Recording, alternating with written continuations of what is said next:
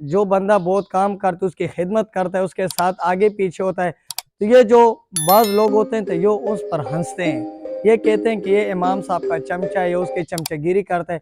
तो लिहाजा माशरे में इस तरह बातों से बहुत तबाही फैल जाती है। तो लिहाजा इस तरह बातों से इज्तनाब कीजिए और हम अपने इमाम का बहुत ख्याल रखें। इन उलमाओं की कदर करें। जिन लोगों ने उलमाओं की कदर की वो दुनिया में कामयाब हुए और आखिरत में भी कामयाब हुए।